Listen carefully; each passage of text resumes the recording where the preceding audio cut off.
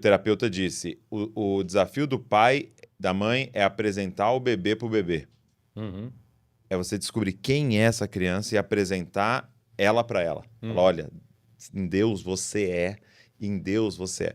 E aí tem um fato interessante que Jacó, né, ele tem um pai que de certa maneira errou. Por quê? Porque Isaac dá o nome de Jacó circunstancial, não profético.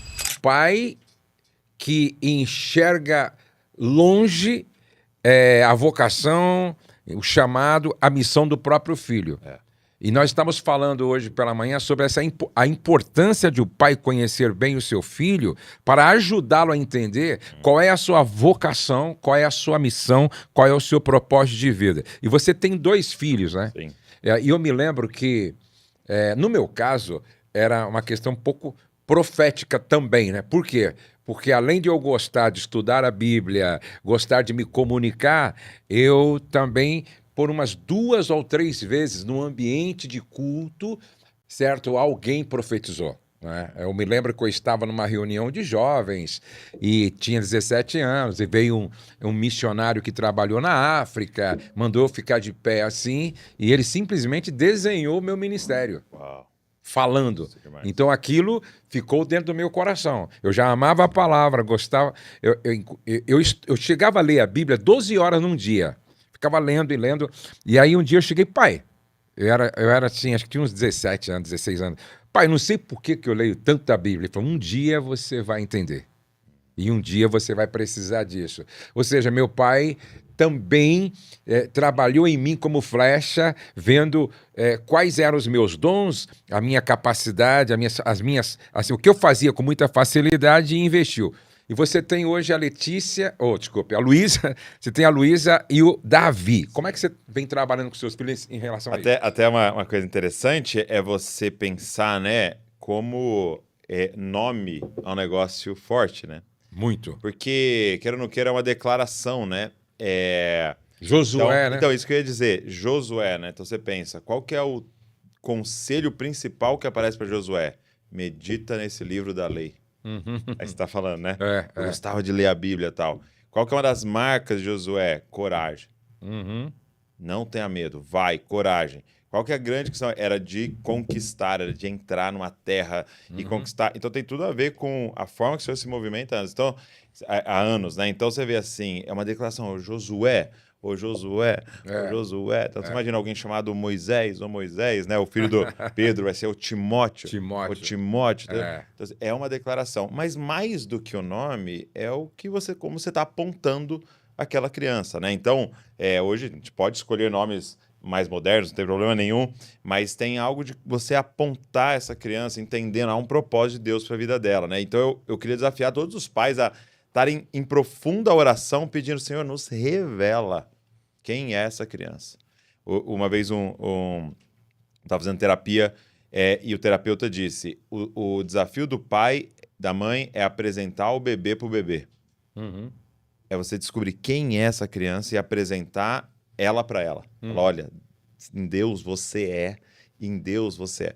E aí tem um fato interessante que Jacó, né, ele tem um pai que de certa maneira errou.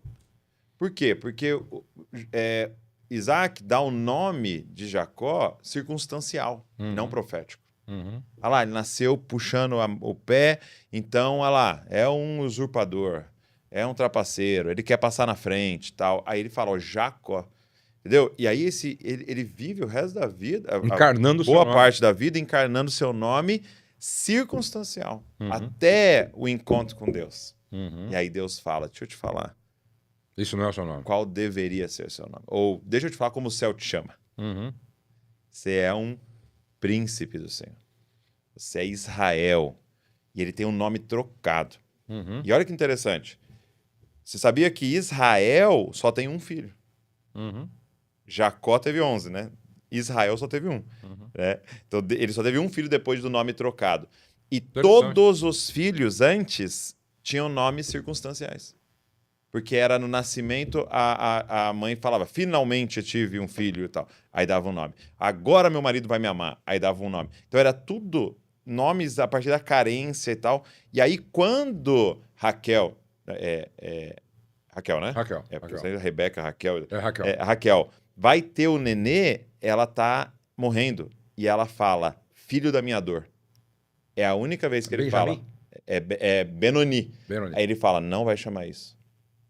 Ele vai chamar filho da minha mão direita. Entendeu? Então Jacó, agora com o nome trocado, vira alguém que troca nomes. Legal. Agora, e por que eu tô falando tudo isso? Porque eu acho que se a gente pudesse voltar um pouquinho, você, pai e mãe, você precisa ter mais clareza da sua identidade. De quem você é em Deus, para que você possa apontar esse filho, essa filha, sabe? Você tem que entender que o seu nome não é mais... Se alguém te der um nome circunstancial, tem um nome de Deus para você. Agora, você pode fazer isso com seu filho, né? Com a sua filha. E aí a gente foi muito intencional. Luísa é uma guerreira da luz. E a gente vê claramente a Luísa ser uma influência, assim, né? Onde ela chega, ela quer mudar, influenciar. Então ela está fazendo um trabalho online já com 15 anos, fazendo um trabalho online ali. Davi, o amado. E você vê claramente isso na vida dele, assim, da confiança que ele tem. Ele sabe o quão amado ele é, se comporta como um amado, né? Como um Davi ali, guerreiro e tal. Então E aí a gente está percebendo as aptidões. Luísa tem uma facilidade com línguas. Davi tem uma aptidão e um chamado ali. Você vê para essa parte de empresário, finanças, um interesse nisso. E aí você começa, Deus, como é que a gente canaliza isso para a sua glória? Como é que a gente aponta isso para que o seu nome seja glorificado através desses dons e vocações, né? Porque há uma tendência de muitos pais quererem realizar o sonho nos filhos. Pô, eu não consegui ser médico, então ele vai ser médico. Meu sonho foi ser engenheiro elétrico, mas eu não consegui, então mas meu filho vai ser. Sim. E aí acontece um problema muito sério. Olha só, eu conheci a história de um médico. Né? Eu conheci a história de um médico que o sonho do pai era ser médico, mas por alguma razão não conseguiu. Os pais não conseguiram, porque medicina é caro. Aí, como ele tinha uma boa condição agora, ele falou, meu filho vai ser médico. Aí ele convenceu o filho de entrar na faculdade. Aí o filho entrou na faculdade. Aí o filho estudou medicina. Aí o pai montou um consultório para ele. E ele trabalhou 30 anos como médico. Quando ele se aposenta, ele compra um caminhão, falou assim, agora eu vou ser caminhoneiro. Porque o grande sonho dele nunca foi ser médico. O sonho dele foi ser dono de transportadora, foi ser caminhoneiro, você tá me entendendo? E agora ele saiu dirigindo o caminhão dele, entendeu? Porque esse era o sonho dele. Olha, eu fiquei imaginando que médico foi ele. Porque quando uma chave de fenda está fazendo o trabalho de um alicate, Exato. Pode até alguma coisa acontecer, mas machuca, estressa, entendeu? Demora e é complexo, né? E aí realmente não vai funcionar como deveria, porque não foi feito para esse propósito. Então, cada filho, ele foi criado, desenhado para cumprir um propósito. E quando o caminhoneiro está no lugar do médico, ele vai ser um péssimo médico. Ou quando o médico está no lugar do caminhoneiro, ele vai ser um péssimo. Ele não vai trabalhar com alegria, não vai atender com alegria, não vai ter prazer naquilo que ele faz. Então, por isso que é importante o pai não forçar uma situação para se realizar no filho. Não pode.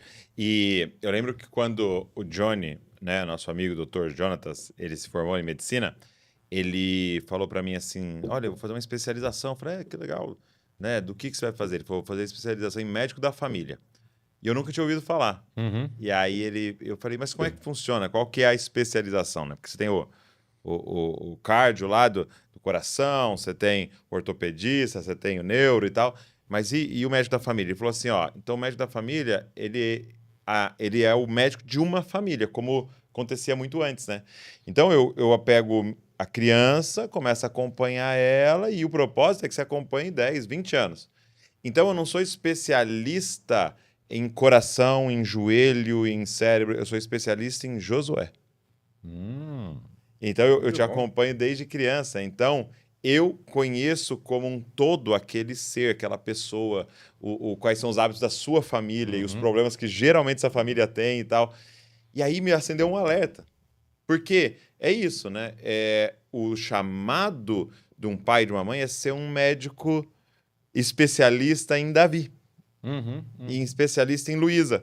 E ficar o tempo inteiro pensando como a gente faz para esse tal de Davi, essa tal de Luísa ser tudo que Deus sonhou para eles.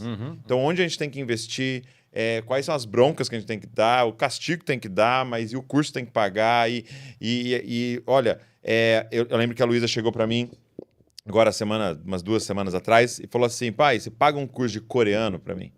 Né? A Luísa tem muita facilidade com línguas, então ela fala inglês fluente e tal. Você paga um curso de coreano para mim? E ela tá estudando coreano sozinha lá e tal. Aí eu falei: filho, ó, eu pago, não tem problema nenhum, vamos atrás, vamos ver como é que funciona e tal. Mas deixa eu te falar uma coisa. Aprender uma língua é muito esforço. É muito esforço, dinheiro, tempo, é muito, tá? A pergunta é a seguinte: você tá fazendo isso porque você assistiu os dorama e viu lá, ou Deus tem algo sobre isso no seu futuro? Porque se você vai pôr energia, esforço e tal, nós precisamos fazer algo, filha, que vai acertar o alvo. E pode ser coreano. Pode ser que Deus tenha alguma coisa com isso daí e ele respondendo, vamos fazer coreano. Mas pode ser chinês. Ou pode ser que Deus quer que você aprenda espanhol, ou um francês e tal. Então nós precisamos acertar. Aí ela, então você ora comigo? Tal. Aí a gente orou e tal, e estamos tentando discernir. Para quê? Para que essa energia seja colocada no lugar certo.